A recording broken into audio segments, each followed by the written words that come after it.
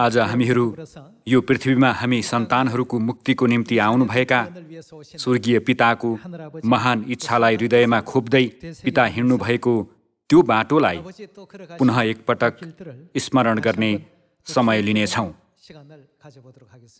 आजको प्रवचनको शीर्षक छ मिसनको निम्ति जिउनु भन्नुहुने पिता। यो विषय अन्तर्गत हामीहरूसँगै बाइबल अनि परमेश्वरले दिनुभएको शिक्षा भित्रबाट परमेश्वरको इच्छा पत्ता लगाऊं।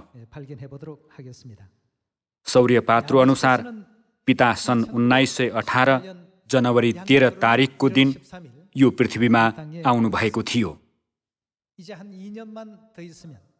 अब 2 वर्ष मात्र अझ रह्यो भने 100 वर्ष हुनेछ। 100 वर्ष फेरि भन्ने हो भने 1 शताब्दी बित्ने होइन र?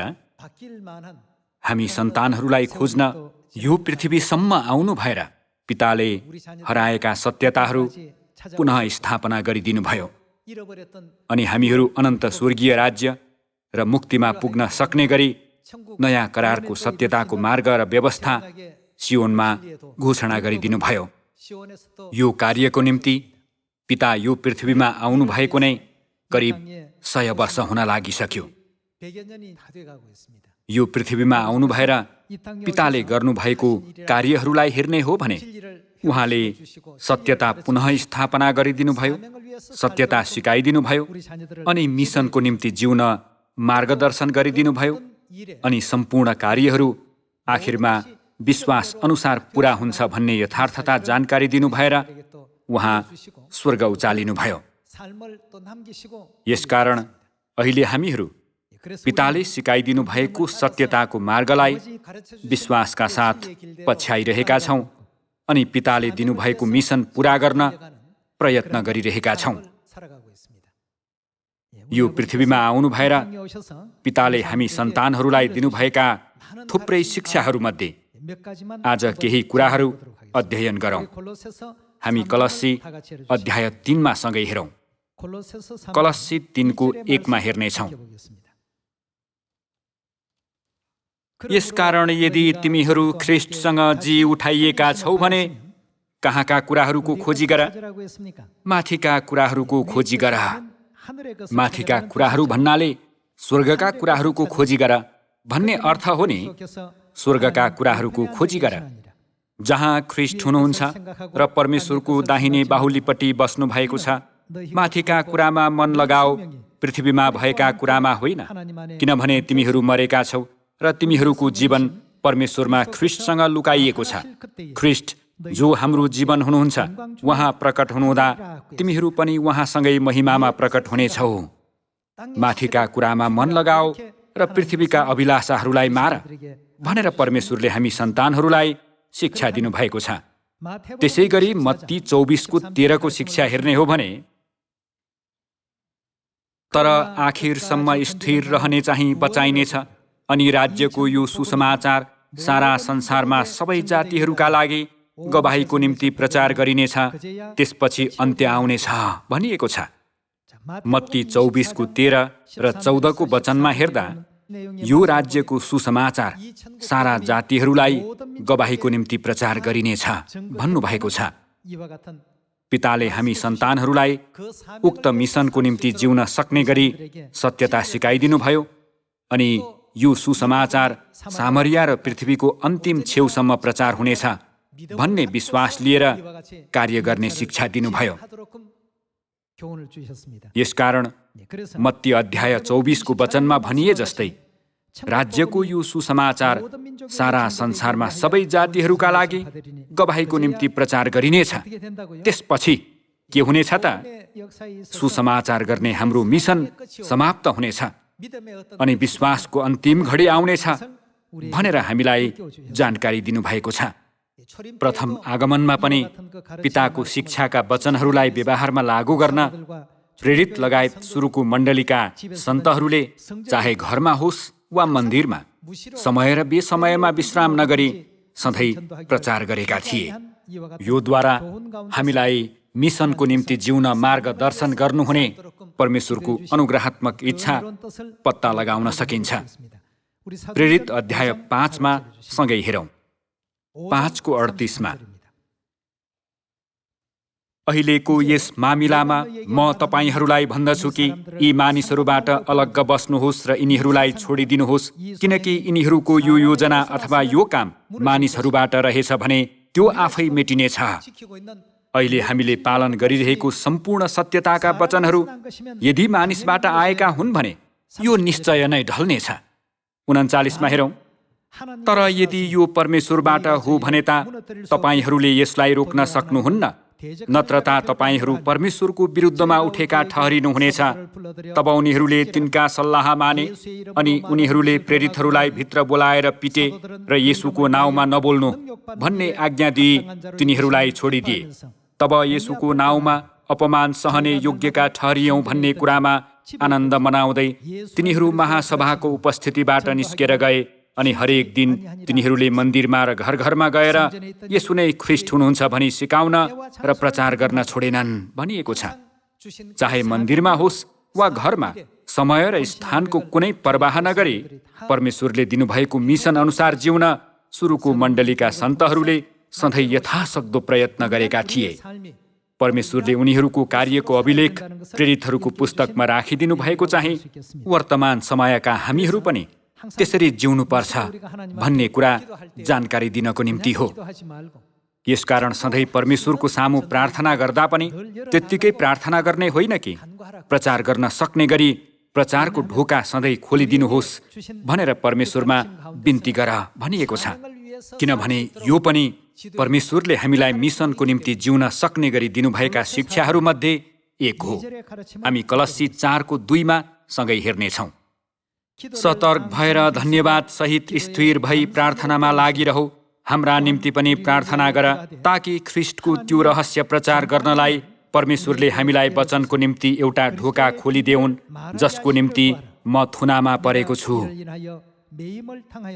यहाँ 4:3 दिनुभएको वचनमा पनि प्रचारको ढोका खोलिदिनुहोस् भनेर विशेष गरी यस किसिमको प्रार्थना धेरै गर्नु भनेर बाइबलद्वारा हामीलाई जानकारी दिनुभएको छ।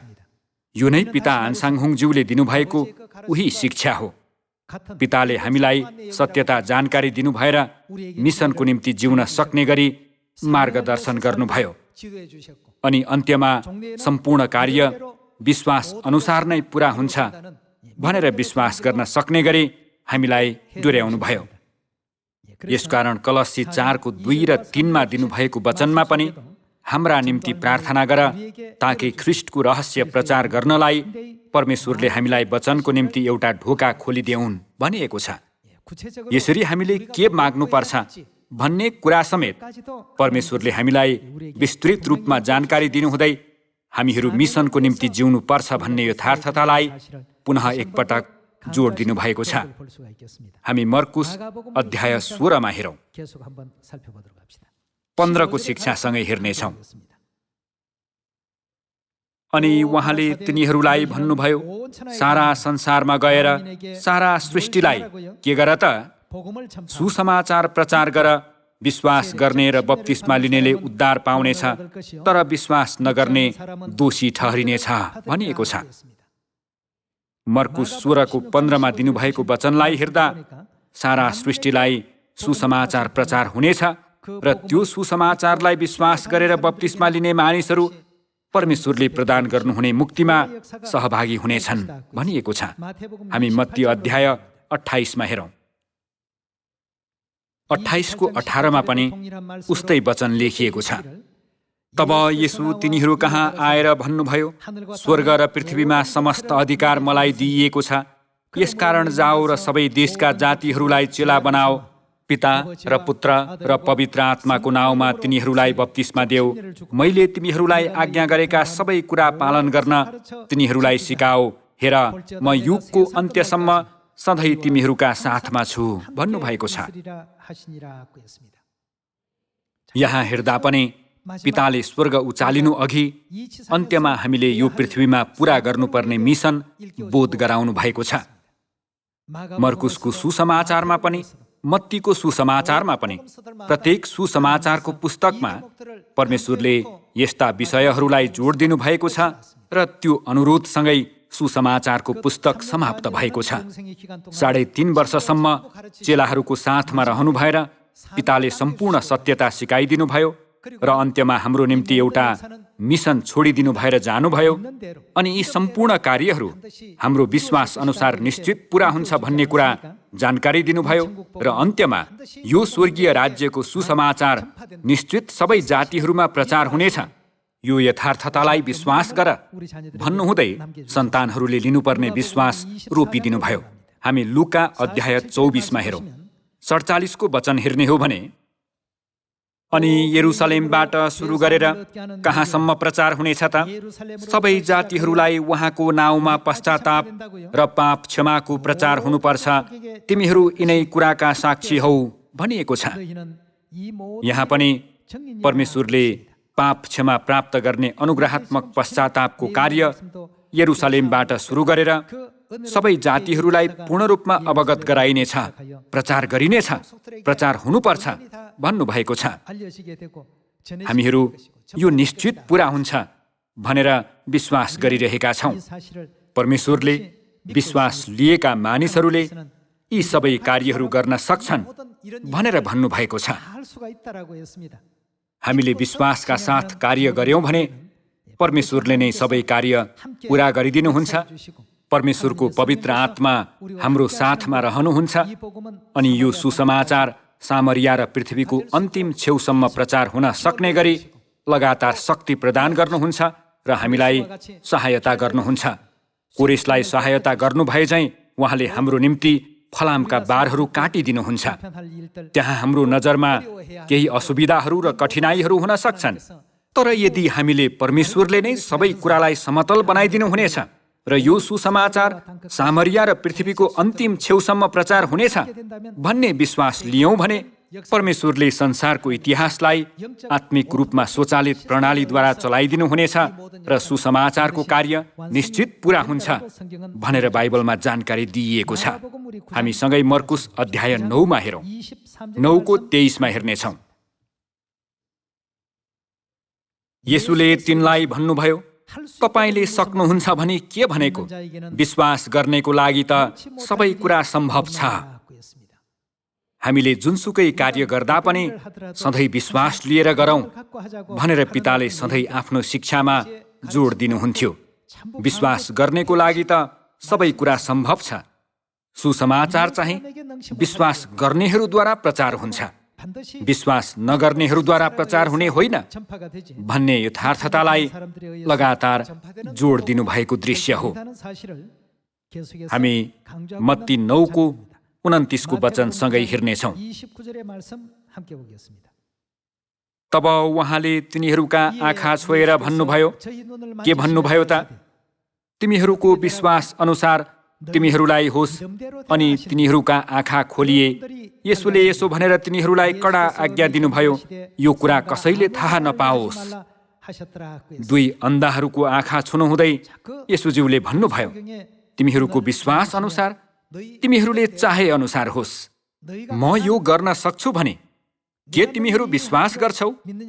ज्यू प्रभु, त्यसो भए तिमीहरूको विश्वास अनुसार तिमीहरूलाई होस्।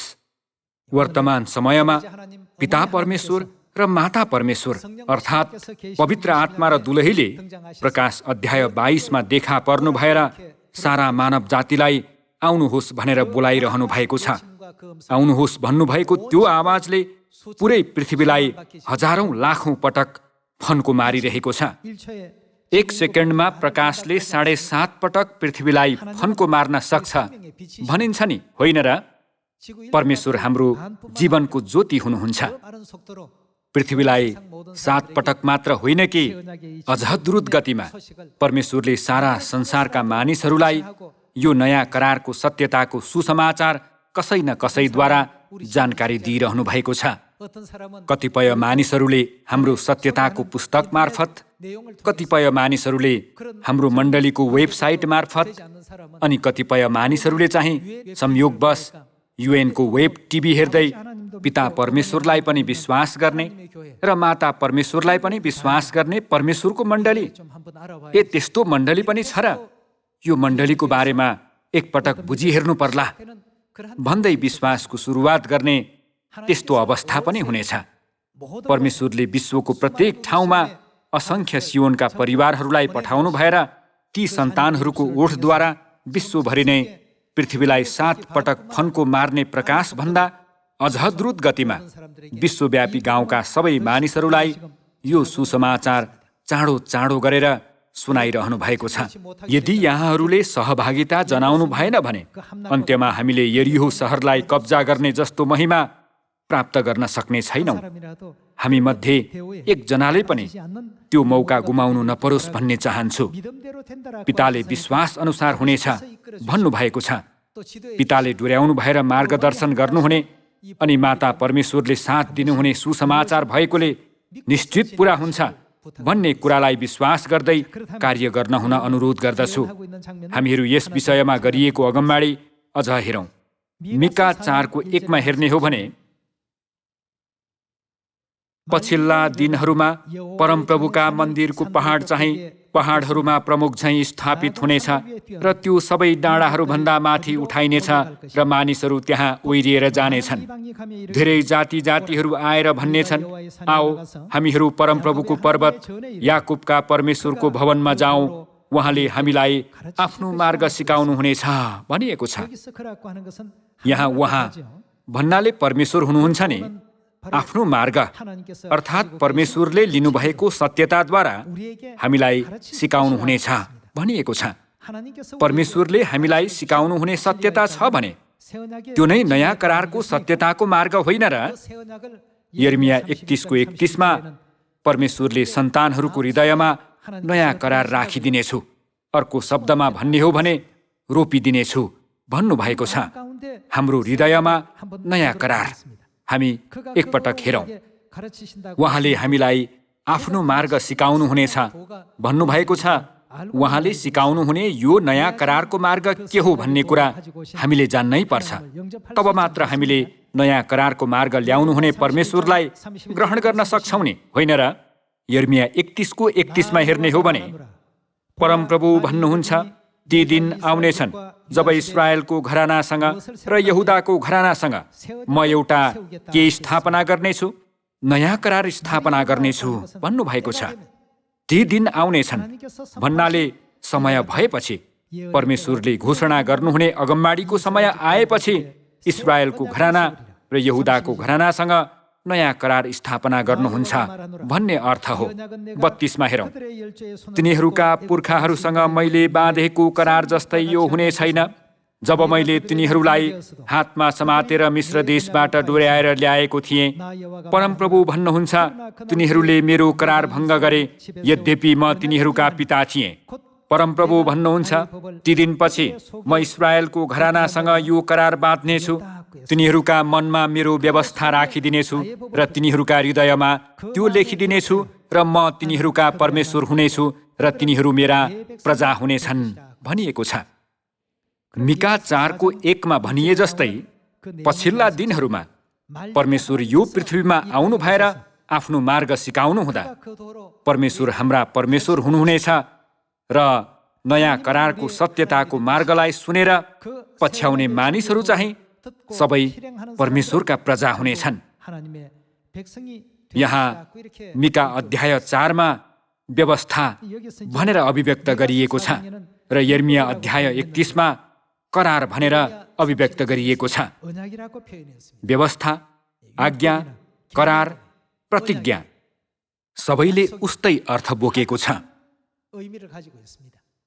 मिका अध्याय 4 भनिएको पछिल्ला दिनहरूमा परमेश्वर यो पृथ्वीमा प्रकट हुनु भएर हामीलाई सिकाउनु हुने सत्यताको मार्ग नै नयाँ करारको सत्यता हो। यो नयाँ करारको सत्यता हामीलाई सिकाइदिन परमेश्वर 2000 वर्ष अघि यो पृथ्वीमा आउनुभयो। तर धार्मिक अन्धकारको युगमा दियावल शैतानले यसलाई पूर्ण रूपमा हटाइदियो। त्यसैले हटाइएको नयाँ करारको सत्यताको मार्ग पुनः खोजिदिनको निम्ति पिता फेरि यो पृथ्वीमा आउनुभयो अनि यो नयाँ करारको सत्यताको मार्ग सामरिया र पृथ्वीको अन्तिम छेउसम्म गएर सबैलाई सुनाओ भनेर भन्नुभयो। हामीले सबैलाई जानकारी दियौं र सुनायौं भने के हुन्छ त? परमेश्वरका प्रजाहरू सबै कहाँ भेला हुनेछन्? सबै सियोनमा भेला हुनेछन्। तर उनीहरू भेला नहुन्जेल हामीले निर्वाह गर्नुपर्ने भूमिका छ भने त्यो नै पितामाताको आवाज नयाँ करारको सत्यताको मार्ग सुनाउनु हो। त्यो सुनेमा स्वर्गीय सन्तानहरूले प्रतिक्रिया देखाउन थाल्छन्। परमेश्वरले यसरी बनाउनु भएको हुनाले यसैया अध्याय 25 मा पनि भनिएको छ, परमेश्वर आउनुहुँदा उहाँलाई ग्रहण गर। परमेश्वरको सत्यताको शिक्षा राम्ररी सुन। परमेश्वरले दिनुभएको त्यस मिसनको निम्ति जिउन प्रयत्न गर। उहाँले सिकाइदिनु भएको विश्वासभित्र रहेर अन्त्यसम्मै विश्वासलाई जोगाओ। बाइबलका सम्पूर्ण अगमबाडीहरू र बाइबलमा लेखिएका कुराहरू निश्चित पूरा हुने भएकोले अगमबाडी अनुसार जिउने विश्वास लियो। यो नै हाम्रा परमेश्वरको शिक्षा हो। हामी यसैया 25 को 6 मा सँगै हेर्नेछौँ।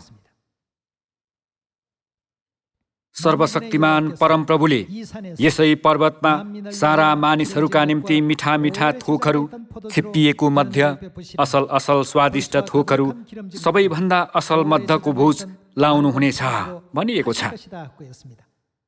परमेश्वरले छिप्पिएको मध्यद्वारा भोज लाउनु हुनेछ भनिएको छ।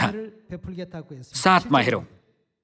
उहाँले यही पर्वतमा सारा मानिसहरूलाई ढाक्ने वस्त्र र सारा जातिलाई छोप्ने तन्ना हटाइदिनु हुनेछ। यहाँ सबैभन्दा महत्त्वपूर्ण एउटा विशेषता के हो त? उहाँले मृत्युलाई सदाको निम्ति निल्नुहुनेछ भनिएको छ। परमेश्वरले सिकाइदिनु भएको सत्यताको मार्ग नै मृत्युलाई निलिदिनु हुने सत्यताको मार्ग हो भन्न सकिन्छ। यसकारण त्यसलाई जीवनको मार्ग पनि भनिन्छ नि। उहाँले मृत्युलाई सदाको निम्ति निल्नुहुनेछ। परमप्रभु परमेश्वरले सबैका अनुहारबाट आँसु पुछिदिनुहुनेछ। उहाँले सारा पृथ्वीबाट आफ्नो प्रजाको निन्दा हटाइदिनुहुनेछ। परमप्रभुले भन्नुभएको छ, त्यस दिन तिनीहरूले यसो भन्नेछन्, निश्चय उहाँ नै हाम्रा को हुनुहुन्छ? परमेश्वर हुनुहुन्छ भनिएको छ। सदाको निम्ति मृत्युलाई निलिदिने नयाँ करार निस्तार चाडको दाखमध्य बाहेक परमेश्वरले यस्तो प्रतिज्ञा गर्नुभएको अर्को दाखमध्य छ त? नयाँ करार निस्तार चाड नै जीवनको सत्यता हो, जसले मृत्युलाई सदाको निम्ति निलिदिन्छ भनेर परमेश्वरले जानकारी दिनुभएको छ। त्यस्तो नयाँ करारको सत्यता हामी माझ घोषणा गर्नु भएर हामीलाई जानकारी दिनुहुने व्यक्ति हुनुहुन्छ भने उहाँ नै को हुनुहुन्छ भनेर चिन्नु पर्यो त? 9 मा हेरौँ। निश्चय उहाँ नै हाम्रा परमेश्वर हुनुहुन्छ। हामीले उहाँमाथि भरोसा गर्यौं र उहाँले नै हामीलाई बचाउनुभयो। उहाँ नै परमप्रभु हुनुहुन्छ। उहाँमाथि हामीले भरोसा गर्यौं। उहाँले गर्नुभएको उद्धारमा हामी खुसी होऊ र रमाऊ। हामी सन्तानहरूलाई बचाउनको निम्ति करिब 1600 वर्षको लामो समयसम्म पालन नगरिएको र हटाइएको नयाँ करारका सम्पूर्ण सत्यताहरू परमेश्वरले पूर्ण रूपमा पुनः स्थापना गरिदिनु भएर त्यो आफूले मात्र पालन गर्ने होइन कि संसारका सबै मानिसहरूलाई सुनाउनु भन्नुभएको छ। परमेश्वरले हामीलाई यस्तो मिसन सुम्पनु भएर यसको निम्ति जिउन सक्ने गरी मार्गदर्शन गरिदिनु भएको छ। यो कदापि सामान्य कार्य होइन। यसकारण यो कार्य गर्न सकिन्छ होला त भनेर आनाकानी गर्दा विश्वास ल्याऊ भन्नुहुँदै परमेश्वरले हामीलाई डोर्याउनुहुन्छ। आदम र हब्बाको समयदेखि मूसाको समयदेखि वर्तमान युगसम्म आइपुग्दा थुप्रै इतिहासद्वारा शिक्षा लिने गराउनु भएको छ। पिता ख्रिस्ट आन्साङहुङ ज्यू चाहिँ हामीलाई बचाउन यो पृथ्वीमा नयाँ करारको सत्यता लिएर देखा पर्नु भएको अनि बाइबल र अगमवक्ताहरूले अगमवाणी गरेको परमेश्वर हुनुहुन्छ नि, होइन र? पिताले हामीलाई नयाँ करारको सत्यता सिकाइदिनुभयो र नयाँ करारको सत्यता सबै मानिसहरू माझ प्रचार गर्ने मिसन हामीलाई सुम्पनुभयो अनि त्यस मिसनको निम्ति जिउने गरी मार्गदर्शन गर्नुभयो। विश्वास गर्नेको लागि त सब कुरा सम्भव छ भन्नुहुँदै सम्पूर्ण मानिसहरूको हृदयसम्म प्रचार हुने कुरामा अकाट्य विश्वास गर्नु भनेर पिताले हामीलाई जानकारी दिनुभयो। यसकारण अहिले हाम्रो सुसमाचार सामरिया र पृथ्वीको अन्तिम छेउसम्म प्रचार भइरहेको छ। के हामीहरू त्यहाँ जान सक्छौँ होला त भन्ने सोचेको त्यस्तो ठाउँमा समेत परमेश्वरले हामीलाई डोर्याइरहनु भएको छ नि, होइन र? कोरियाली राष्ट्रपतीय पुरस्कारदेखि सुरु गरेर पाउन कठिन भएको अमेरिकी राष्ट्रपतीय पुरस्कार र बेलायती महारानी पुरस्कार समेत हामीले प्राप्त गरेका छौँ अनि युएनसम्म पुगेका छौँ। हामीहरू जान नसकिने ठाउँ कहीँ पनि छैन भन्ने कुरा परमेश्वरले सबै बाटो खोलिदिनु भएर देखाइदिनु भएको छ। किन गत वर्षदेखि यस्ता घटनाहरू घट्ने गराइरहनु भएको होला? के यहाँहरू यो जान्न कौतूहल हुनुहुन्छ? यसको कारण चाहिँ स्वर्गीय राज्य एकदम नजिक आइसकेकोले गर्दा हो। यसकारण पिता यो पृथ्वीमा आउनुभएको 49औं वार्षिक उत्सवमा पुनः एकपटक बधाई ज्ञापन गरौँ। यो पृथ्वीमा आउनु भएर पिताले हामी सन्तानहरूको निम्ति कुन कुरा छोडिदिनुभयो र आगामी दिनहरूमा हामीले के गरेको हेर्न चाहनुहुन्छ भन्ने कुरालाई पुनः एकपटक हृदयमा खोपेर हामीले सिकेको सत्यता अरू मानिसहरूलाई पनि सिकाउने त्यो मिसन सँगै पुरा गर्ने स्वर्गीय सन्तानहरू सबैजना हुन सकौँ। यो चाहिँ नहुने कार्य होइन कि निश्चय नै पुरा हुने कार्य हो। पुरा हुन्छ भन्ने विश्वास लिँदा राम्रो हुन्छ अनि राज्यको यो सुसमाचार सारा संसारमा प्रचार गरिनेछ। तब मात्र हामीले परमेश्वरले तयार पार्नु भएको मुक्तिको कार्यको अन्तिम चरण देख्न सक्नेछौँ। पितालाई ग्रहण गरी खुसी र महिमामा जिउने अनि बाइबलका सम्पूर्ण अगमवाणीहरू कसरी पूरा भइरहेका छन् भन्ने कुरालाई प्रत्यक्ष अनुभव गर्दै परिवर्तन भएर अनन्त स्वर्गीय राज्यमा सँगै उचालिन सक्ने सम्पूर्ण सियोनका परिवारहरू हुन सकौँ भन्ने चाहन्छु। त्यसो गर्नको निम्ति चाहिँ पिताको शिक्षा अनुसार मिसन अनुसार जिउनु पर्छ। परमेश्वरले दिनुभएको मिसनको निम्ति जिउने सम्पूर्ण सियोनका परिवारहरू हुनुहोस् भनी अनुरोध गर्दछु। यो मिसनको निम्ति कार्य गर्ने सम्बन्धमा हाम्रो उमेर, पेसा, वर्ग, सामाजिक ओहदा यस्ता कुराहरूले केही फरक पार्दैन। पत्रुस माछा मार्ने एक मछुवा थिए अनि मत्ती चाहिँ त्यस समयमा निचो ठानिएको कर उठाउने मानिस थिए। तर परमेश्वरबाट बोलावट पाएर उनीहरू उहाँका चेलाहरू बने नि, होइन र? परमेश्वरले उमेर, सामाजिक ओहदा, धन सम्पत्ति वा शैक्षिक योग्यता जस्ता कुराहरूको आधारमा वचन सुनाउने मानिसलाई चयन गर्नुहुने होइन। पिता परमेश्वर र माता परमेश्वरप्रति पूर्ण विश्वास लिएका मानिसहरू सबैलाई वचन प्रचार गर्न बोलाइएको थियो। हामीहरू परमेश्वरको हातमा छौँ भन्ने कुरा चाहिँ महत्त्वपूर्ण छ। परमेश्वरको हातमा मात्र राखियो भने चाहे त्यो लहुरो होस्, चाहे लट्ठी होस् अथवा एउटा सानो बलपेन नै किन नहोस्, त्यसले लाल समुद्रलाई फटाउन सक्छ। त्यो चिज जेसुकै भए पनि चट्टानलाई हिर्कायो भने परमेश्वरले त्यहाँबाट पानी निस्कने गराउन सक्नुहुन्छ। यसकारण म त यस्तो छु भन्दै आफ्नो योग्यताप्रति चिन्तित नहुनुहोला।